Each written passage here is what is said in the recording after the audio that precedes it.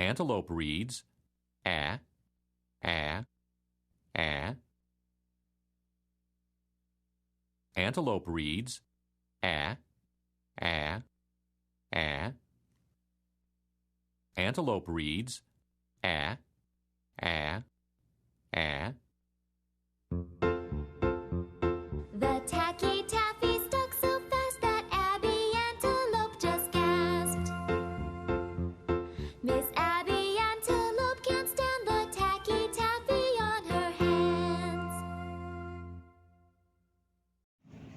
Abbie Antelope. Abbie Antelope sat on the back porch. Abbie Antelope was coloring in her new animals coloring book when she heard, "Abbie Antelope, will you please come here?" called Mama Antelope. Quickly, Abbie Antelope stood up and went into the kitchen. "Yes, ma'am," answered Abbie Antelope. "Look," Mama Antelope said, as she pointed toward the kitchen window. "There is a moving truck. It is parked in front of an empty cabin next door. We are going to have new neighbors." "How many are in the family?" asked Abbie Antelope as she ran to the window. "Is there someone my age? Do you think that they would like to play?" Mama Antelope laughed. My, Abbie Antelope," said Mama Antelope. "You are full of questions. Your daddy and I are going over to meet the new neighbors and see if they need some help moving in. Why don't you come with us?" Abbie Antelope jumped up and down.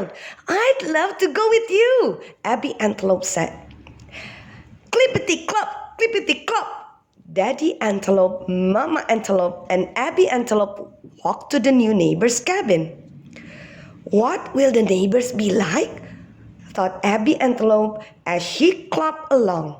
"Will they be big? Will they be small?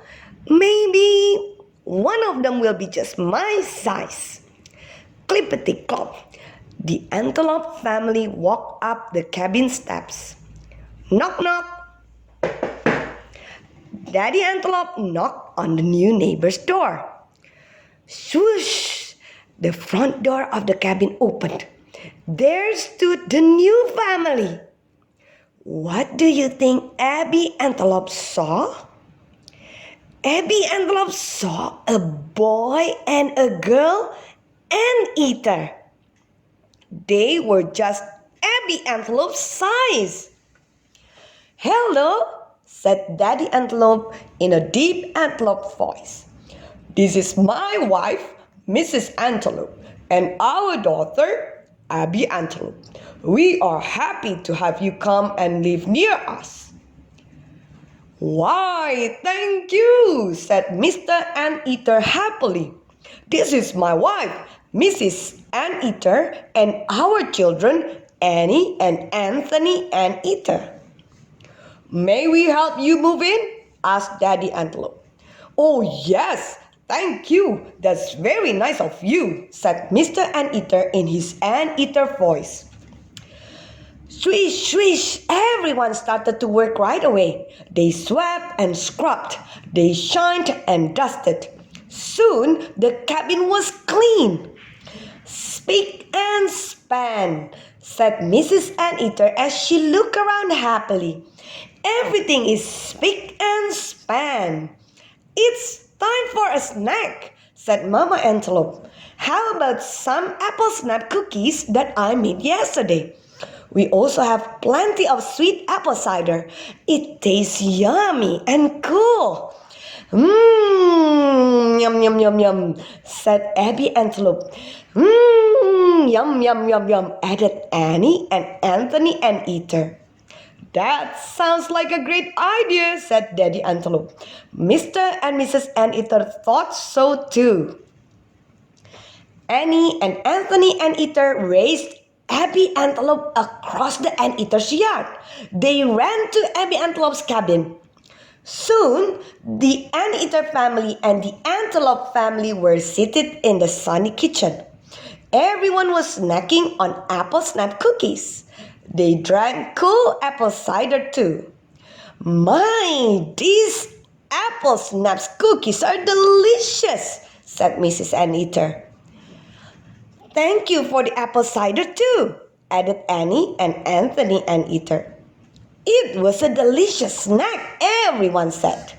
Mr. Anteater stood up with a big happy smile. Is everyone ready to get back to work? Asked Mr. Anteater. The cabin is sparkling clean. Let's unload the moving truck. Mr. Antelope and Mr. Anteater began to taking boxes from the truck. Everyone helped to carry the boxes to the Anteater's new cabin. See what a big box I have, said Anthony Anteater. It is a ceiling fan. Oh, said Abbie Antelope, in my box there must be a big frying pan.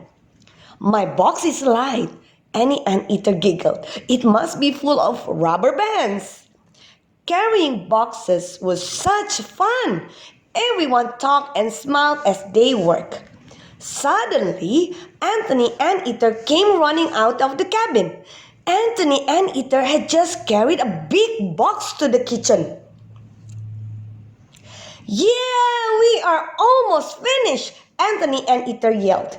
Anthony Anteater shouted so loudly that it scared Annie Anteater and she jumped. Then Annie Anteater fell. Crash! Annie Anteater fell right on the top of a big box. Oh, Annie Anteater, are you alright? Asked Anthony Anteater as he ran to his sister. Yes, I am all right, said Annie Anteater as she looked at the box. But I think I broke a bowl. That is Mama's best bowl, gasped Anthony Anteater when he saw the pieces of glass. It is all broken. What shall I do? Cried Annie Anteater. Don't worry, Anthony Anteater said softly. Mama will understand. I'll tell her how it happened. Go talk to your mama now, said Abbie Antelope. I'll sweep up the glass. Abbie Antelope carefully started sweeping up pieces of the bowl while Anthony and Annie Anteater went into the cabin.